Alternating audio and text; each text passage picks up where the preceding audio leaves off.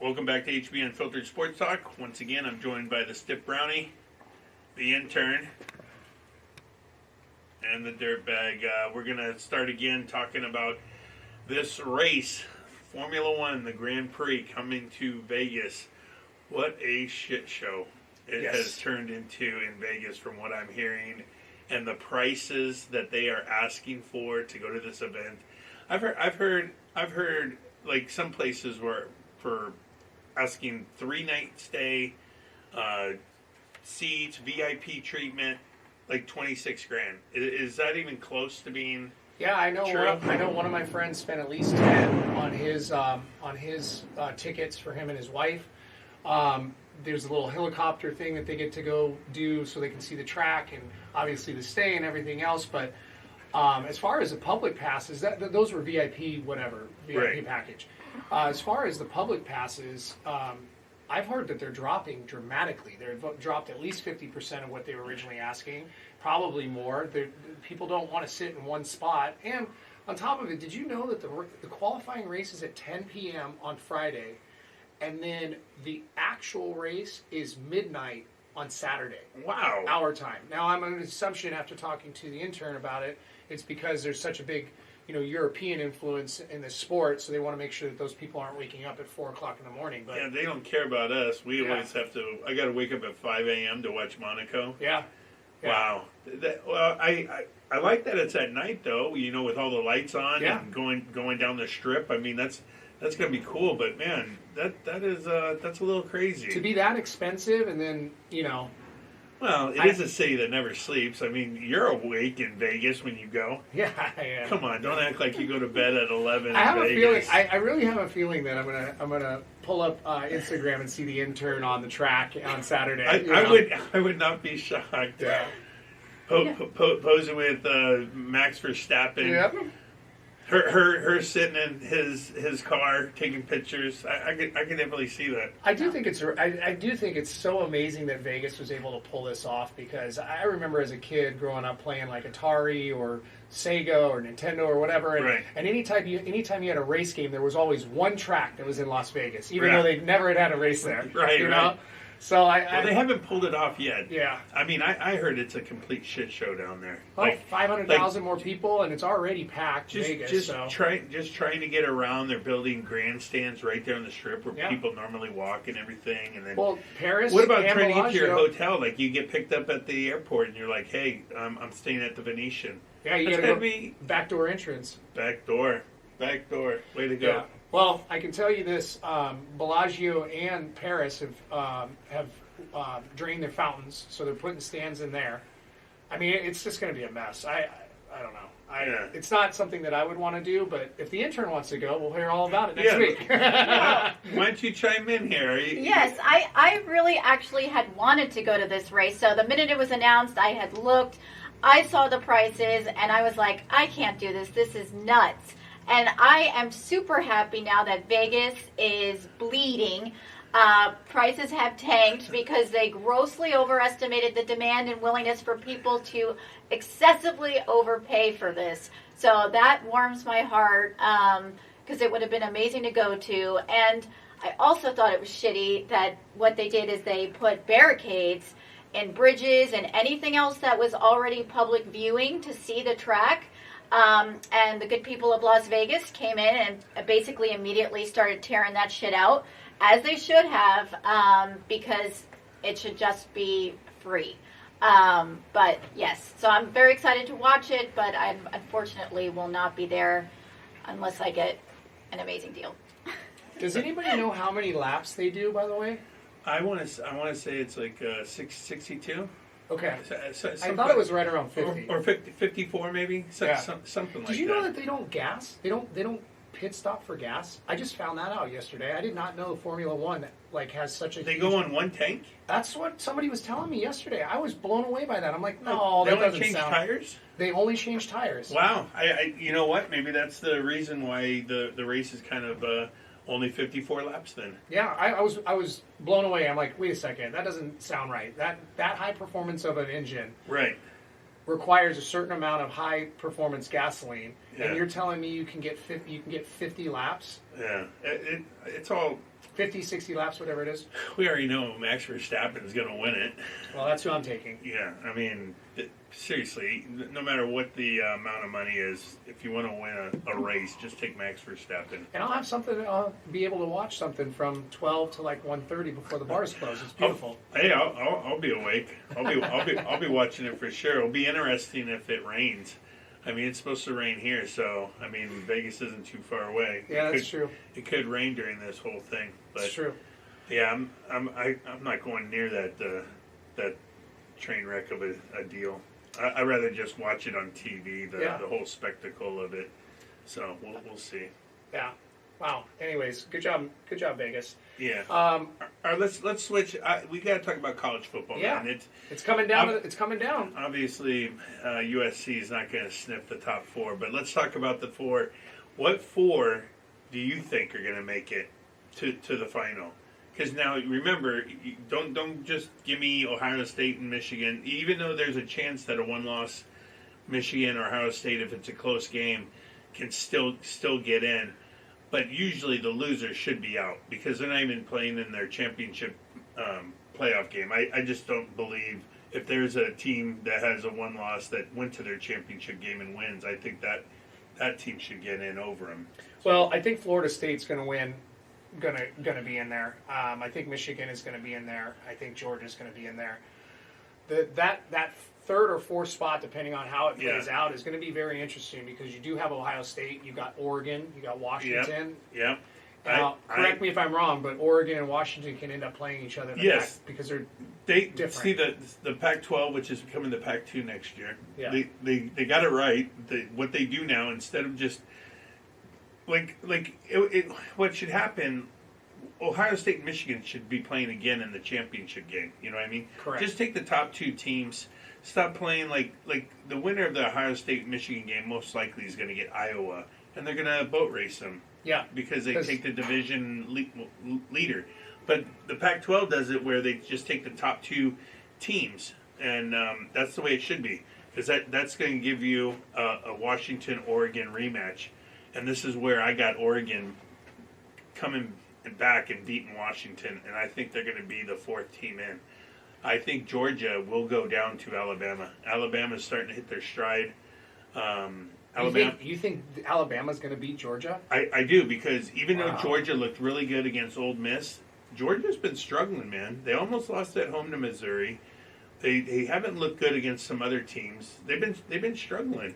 They're not that great on offense. They're good defensively, but they're not that great on offense. And I think they can be beaten. And I'm thinking Alabama. I'm thinking Oregon. Florida State, even though they kind of looked a little shady, they don't play anybody in the ACC that I think can beat them.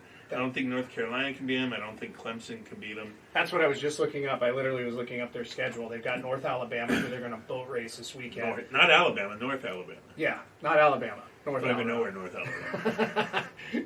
It's north. It's up. It's north. North of the state. But they do have to play Florida at Florida, so maybe somehow Florida can pull out an upset. But then they go to the ACC championship, and who do they play? Yeah, they're probably gonna play North Carolina or Duke. I don't even know, but it's not gonna be that great of a team. Yeah, it's not going to be a Clemson or a Notre Dame or any of them. So Florida State, Oregon, Alabama, and Michigan. I definitely think Michigan will beat Ohio State. I'm not that impressed with McCord, the quarterback. You know, it's his first year. He's been decent, but I don't think he's good enough to go into Michigan against that defense and win in the big house. So then you kick out? So you got Michigan with a loss, or you have Ohio State with one loss. Yeah. You got Georgia that may have a loss because they're playing Alabama. Right. Yeah. There it is. Georgia, if they get beat by Alabama and only have one loss, I'm taking Georgia over Ohio State if you're going to put them in. Yeah, I do too. Yeah, I agree with you. But then that knocks out Oregon a one loss. If they come back and beat Washington, Washington would have to win to stay undefeated to get that 4th spot. Oregon, the Pac-12 could get fucked here again. Well, the reason is because Florida State doesn't play anybody. Yeah. And now they've got to be in. Do you know, I swear we got to look this up. With the way Arizona has played, in the Pac-12. They're 7-3, ranked 21. I think the Pac-12, every single team, maybe even Cal was ranked at one point. Everybody was ranked. USC was ranked, not anymore, obviously. Yeah, UCLA was ranked. They're Oregon not anymore. State's ranked. Oregon's ranked. Washington's ranked. Stanford was not ranked. I think Cal might have cracked the 25 early on when they were like 3-0 or 4-1, but then they're out. But Washington State was ranked. Colorado was ranked at the beginning of the year. They're both out. What I'm trying to get at is the Pac-12. This is their last year, but what a great season and year and teams. I agree with you. A bunch of great teams, man. Great matchups like every week. Well, this week is perfect example. Utah at Arizona. I mean, I have that game going over. I'm going to take the over in that game. I'm going to take LSU in the over in that game. And I'm going to take the over in Ole Miss. And I will also take the over in UCLA USC because they don't play any defense. But, yeah, I mean, all those games, all those teams that play in the Pac-12, they put up points. God, did you see that Oregon SC game? Like those two passes, like it was just like playing a video game for Oregon. Bo Nix, he throws it to the guy who's open by 20 yards, and just runs away from the defense. It was just ridiculous. Who do you think for Heisman now? Are you going? You got Penix. This is actually intriguing. Not only did Caleb's not even getting involved or going to be a part of it, right? But you have Penix, you have Bo Nix, you have Jaden Daniels of LSU, you got Travis, who's been balling for Florida State, and then you got McCarthy, Michigan. Now McCarthy, I don't think is going to have the stats. They're throwing him in only because he's on Michigan and he's been like a floor general, but I don't think he's got a legit chance of winning. I really want to see what happens with Marvin Harrison Jr. Coming down the stretch. He only needs a few more touchdowns to get the record at Ohio State. Yeah. And I'd love for him to see him. I would love to see him win the Heisman. That's who I really want to win it. Yeah. People don't realize how amazing this kid is. Last year he hadn't dropped a pass until what was it, this semifinal game? Yeah. He hadn't dropped a pass thrown to him. Had not dropped a pass. That's a good receiver. I mean, he's going to be amazing. He's way better than his dad, and his dad was a stud. Yeah, that's what I was trying to get at. It's tough to say that he's going to be better than Marvin Harrison Sr., but he is. He is. He's bigger, faster, stronger, yeah. better hands. Yep. Like it's pretty awesome to watch. Like he's definitely a top 3 pick in the draft. Yeah, he's going to the Bears. Yeah, he's going to end up on the Chicago Bears for sure. So, I'm sorry about that, Marvin Harrison Jr. Yeah. Well, you know what? Chicago's going to turn it around, man. I think they only need like 7 more first-round picks. like basically they're going to get Drake May. Well, first of all, they can get Harbaugh and start there with the coaching and get a GM and get on the right track there in the office. But they're going to have an opportunity to either have Caleb Williams or Drake May. Now you can trade Fields. You're going to get a lot for Fields. Fields is good. Fields is good, man. Yeah. Somebody is going to want Justin Fields. If Fields gets in the right system, he's going to be really good. You know, if he can, just think of this. What if he was the backup at the 49ers and Brock Purdy got hurt? Justin Fields could still lead them to the Super Bowl. Absolutely. I agree with you. So, I just think he just doesn't have any Bears, assets around him right now. The Bears need to definitely have the right people in place when they make these decisions in the offseason, because this is the year they gotta turn it around. Yeah. So they've got the running backs. I mean, they've got stuff. They're just poorly managed. You know. Yeah. So I agree. Anyways, now, you got anything to say about the start of the NBA season here? What about these courts? What do you think about these courts, man? They're hard to watch. For the in-season games. The color schemes are just crazy. And they're brutal. And they hurt my eyes. I was watching the Suns play the Lakers, and it was at Phoenix. Now, if I'm not mistaken, Phoenix's colors are purple and orange. So I'm thinking, okay, it's going to be purple on the outside, orange down the middle. But for some reason, it was teal. I down don't the know. middle. I don't know what they're doing with these courts. Turquoise. But I know that I tried to don't- watch a game the I other don't day, get and it. it was really difficult. My eyes were watering. It just Yeah. it just too bright, too many colors, and maybe that's what they're trying to do. Stay away from the bland, Well- court that they currently have going on. But Well, I'll tell you what. The one good thing about doing it this way, I know that I'm watching an in-season playoff game. because of the court. Yeah, because normally you go to a bar or something, they're just playing music, and Sure. all the TVs are running on different sports games. But when you see the court, you know that game is a playoff game. Where this, are they getting rings? What are we talking? I don't understand it, although I did watch a video the other day of Steph Curry explain it in like 30 seconds, and it made sense to me, but I can't tell you what he said because I wasn't totally paying attention. But Well- so it has to do with the rankings, and then if these teams win the in-season tournament, then Yeah. it goes into some sort of bracket system. Do and you unveil like a mid-season championship banner in your arena if you win this thing? No, but I think the teams that do win it, like they have different groupings, Yeah. and each team like four different groupings, Right. I guess, or six, whatever Right. it is, and those teams get an automatic playoff berth, Oh. and then the other teams that in the division, Yeah. the Eastern and Western divisions, Yeah. the other top 3 teams make up the other 6. So there's like 12 teams, I guess, that are making it. Okay. But like I said, when Steph Curry explained it to me, I understood it, and then I was like, I don't understand it anymore. Yeah, I mean, well, I kind of understand it a little bit better now, and now that kind of makes sense. I kind of like the fact if you're in the top winning part of this tournament that you make the playoffs no matter what. I think that's interesting. I think what the NBA was trying to do was not have teams tank.